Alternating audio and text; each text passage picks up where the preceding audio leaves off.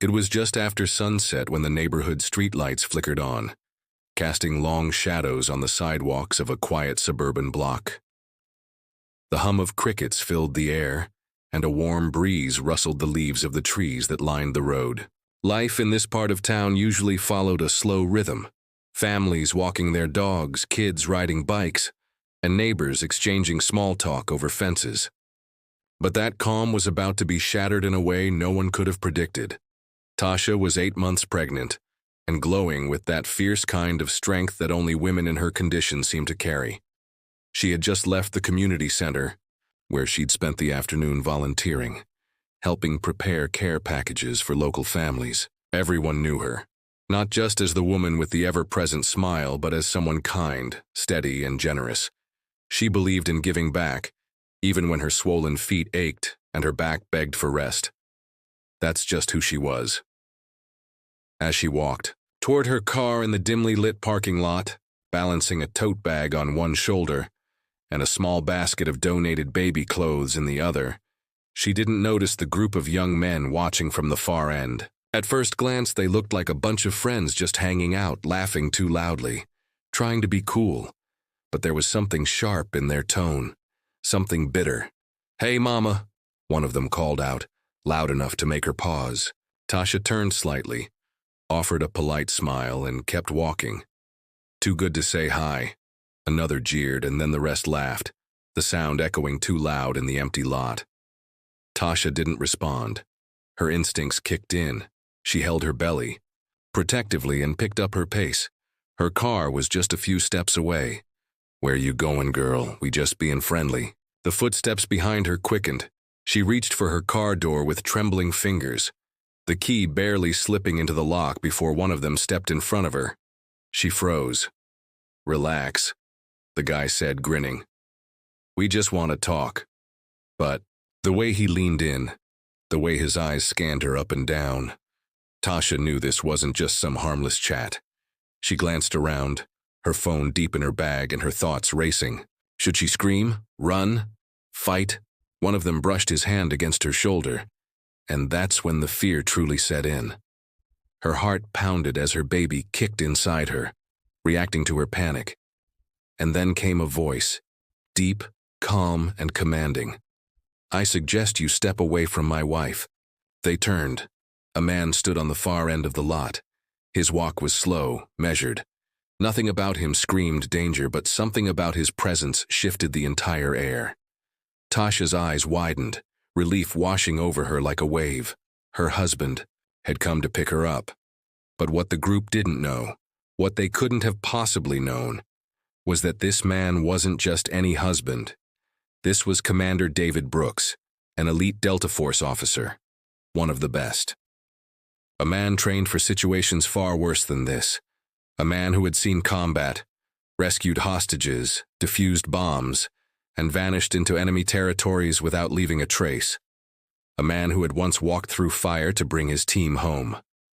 But to these young men, he just looked like another guy in jeans and a t-shirt. "You her husband?" one of them asked, puffing out his chest like this was still some game. David didn't answer. His eyes didn't leave them. They weren't just eyes. They were scanning, reading every movement, every twitch, calculating risks and outcomes. "You think you tough or something?" Another one smirked. Still no answer. He kept walking, and every step he took felt heavier than the last.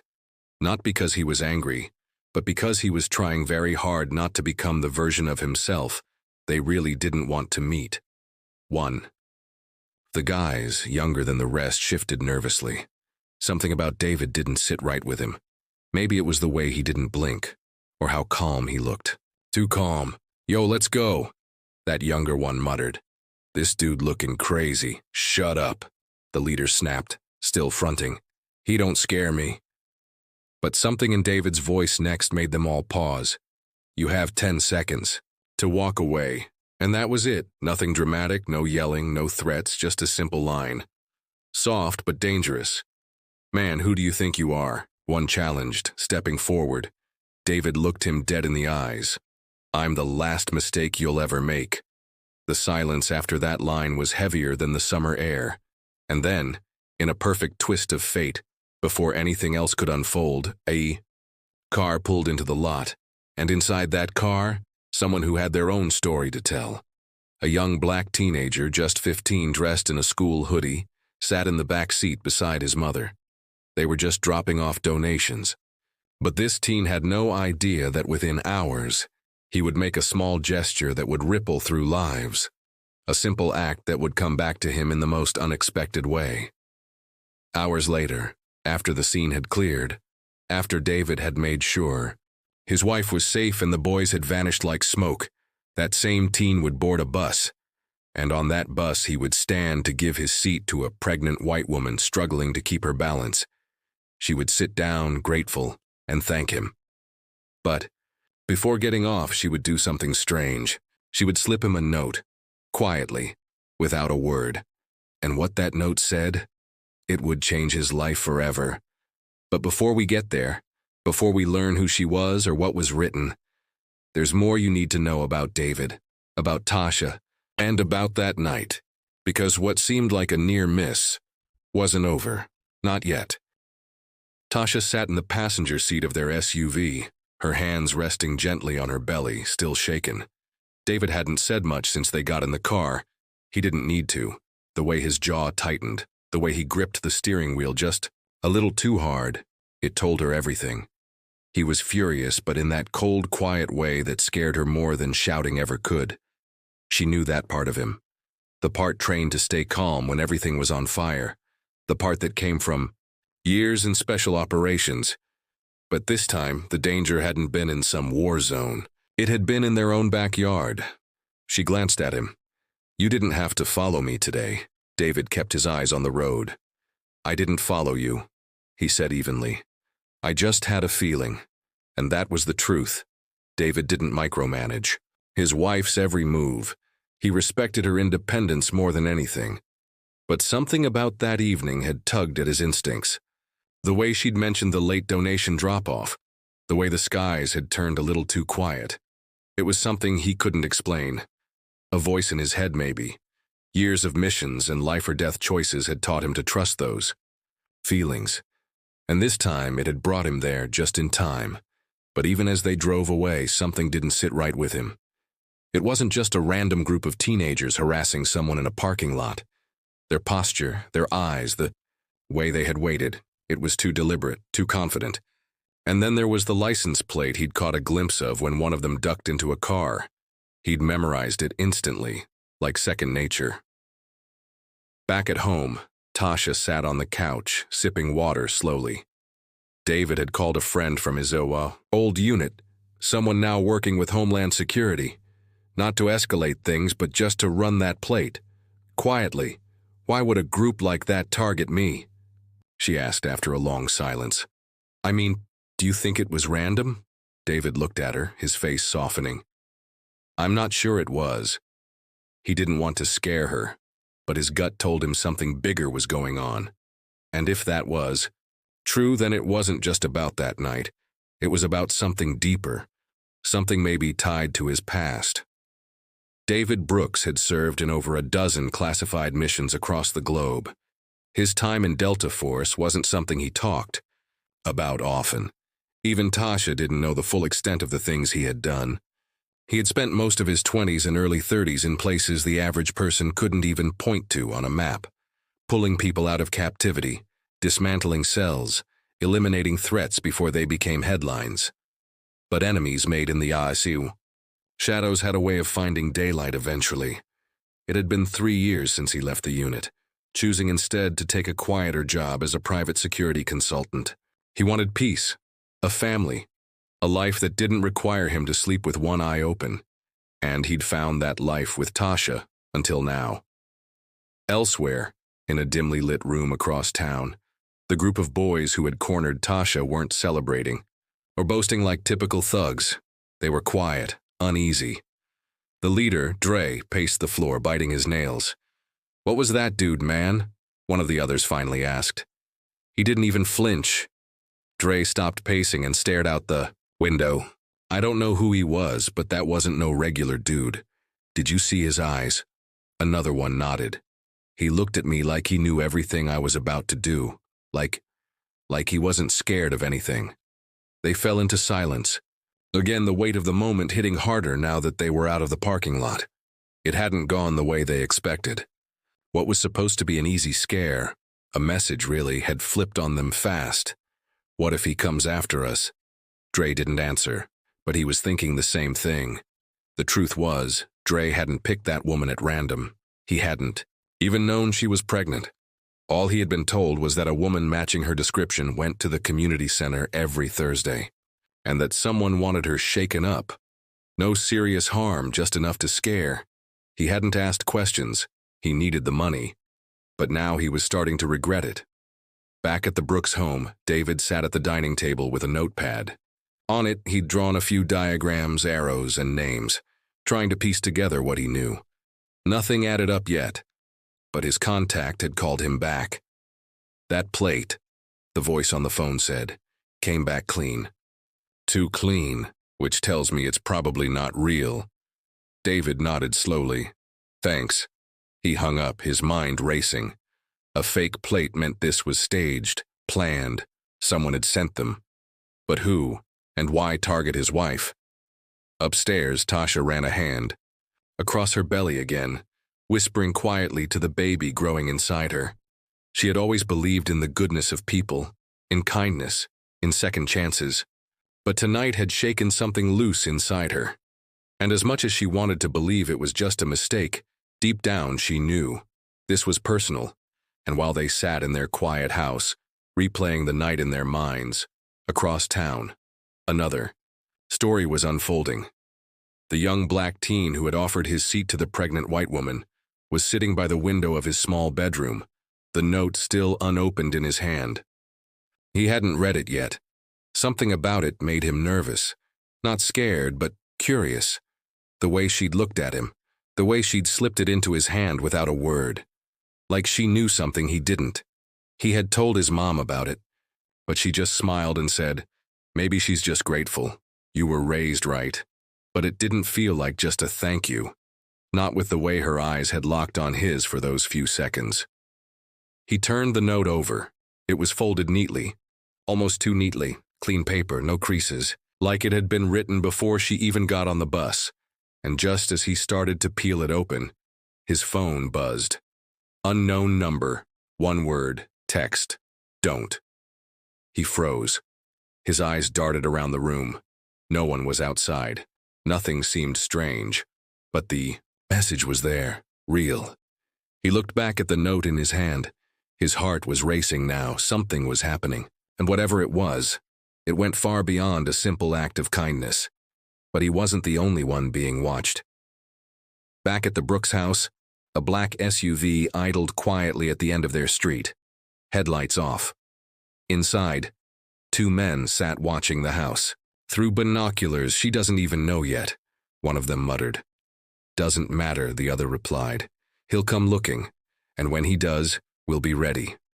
And just like that, the quiet street wasn't so quiet anymore. The pieces were moving, but no one knew the whole game, not yet. Tasha woke up the next morning feeling like the world had shifted overnight. The sunlight filtered gently through the curtains, but it couldn't wash away the heaviness in her chest. David had been up before dawn. She could hear the quiet hum of his voice downstairs, talking on a secure line with someone he hadn't even told her about. That was his way, protective, silent, always thinking 10 steps ahead. She knew the man she'd married had secrets. Not dark secrets, just the kind you couldn't speak about without papers and clearance. But she never imagined those buried parts of his past would ever come knocking on their front door or parking lot. Downstairs, David stood in his home office, a small stack of files on his desk. He had pulled them from an old lockbox he hadn't opened in years. Some were redacted mission briefs, others were notes scribbled during overseas operations. His fingers ran over a name written in his own handwriting. Griffin.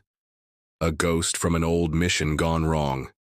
A man who'd vanished after slipping through their grasp during an arms trade op in the Balkans. David had put Griffin in a coma once. He'd been sure of it. But the body was never recovered. Some in the unit believed he was dead. Others weren't so sure. Now looking back, David couldn't ignore the feeling that Griffin, or someone connected to him, was pulling strings again. He picked up his phone and called another former Delta member, Marcus Reed. Marcus had eyes on places David didn't. If anyone knew whether someone like Griffin had resurfaced, it was him. Marcus answered after 3 rings. "I figured I'd hear from you," he said, voice low. David didn't waste time. "You ever hear anything about Griffin?" Silence on the line, then, "You're not gonna like this, but yeah, about a month ago there was chatter, nothing confirmed. Just that someone matching his profile popped up on a watch list in D.C., been bouncing around under a new name." David closed his eyes for a moment. "You think he's making moves?" "I think if Griffin's awake and walking, he's not doing it for fresh air. And if he knows who you are and that you're out of the field now, he might see you as unfinished business." David's pulse ticked up. "He's already made contact. Not with me. With my wife." Marcus let out a slow breath. "Then you need to move fast. Griffin doesn't do warnings, he sends messages." Upstairs, Tasha leaned against the nursery door frame, watching the gentle sway of the baby mobile. The room was almost ready. She had painted the walls soft yellow and arranged all the baby clothes by size. It was her happy place, but now it felt fragile, like any moment it could be taken away. Her phone buzzed. A message from her friend, Mia, saw the news about that parking lot thing. "Are you okay?" Tasha frowned. She hadn't said anything publicly. But then again, they were in a small community, and word traveled fast. She quickly typed back, "I'm okay. It wasn't random, though. I think someone was targeting me. We're being careful." Mia's reply came a minute later. "You should know. Dre, the boy leading those guys. He's been hanging with older men lately, not local. One of them showed up at the community center asking questions about you, Tasha." Read it twice. Older men, asking about her. Why? She walked downstairs slowly and found David still on the phone. When he hung up, she told him everything. David's face hardened. Someone was digging. He turned toward his desk and pulled out a small device no larger than a pack of gum. "From now on, keep this on you at all times. GPS and panic signal. If something happens and I'm not there, press and hold this button." Tasha took it without argument. Across town, Dre sat in a dim apartment with one of the men he only knew as Vic. Vic was older, sharp-dressed, with a cold kind of charisma that made you want to follow orders without knowing why. He wasn't local, and he never shared much. But when Vic spoke, people listened. "What happened last night wasn't part of the plan," Vic said, staring out the window. "You were supposed to scare her, not fail so badly she saw your face." Dre shifted uncomfortably. Her husband showed up out of nowhere. "I swear we didn't know he'd be there." Vic turned, his eyes drilling into him. "You should have known. You were given a name. You should have done your homework." "I didn't know she was married to some. He's not just her husband," Vic snapped. "He's Delta Force and not just any grunt. Brooks was one of their sharpest. You just put us on his radar." Dre's mouth went dry. "What happens now?" Vic didn't answer right away. He walked over, picked up a photo from the table. It was of David and Tasha at a local fundraiser. The back of the photo had a date, a time, and a symbol Dre didn't recognize. "You let me worry about that," Vic said, voice low. "You just do what you're told." Back in his small bedroom, the black teen who had helped the pregnant woman, his name was Elijah, still hadn't opened the note. He kept it folded in his jacket, close to his chest. The text he'd received, the one that told him not to open it, still haunted him. He'd tried to trace the number, but it disappeared as quickly as it came. He sat on the edge of his bed and finally unfolded the paper. His eyes scanned the lines quickly. It wasn't a thank you note, it was a warning. You were seen. They know you helped. Watch the man in the red cap. He's not what he seems. Elijah stared at the paper, chills running down his spine. He had seen a man in a red cap that day, sitting across from him on the bus, quiet, never speaking.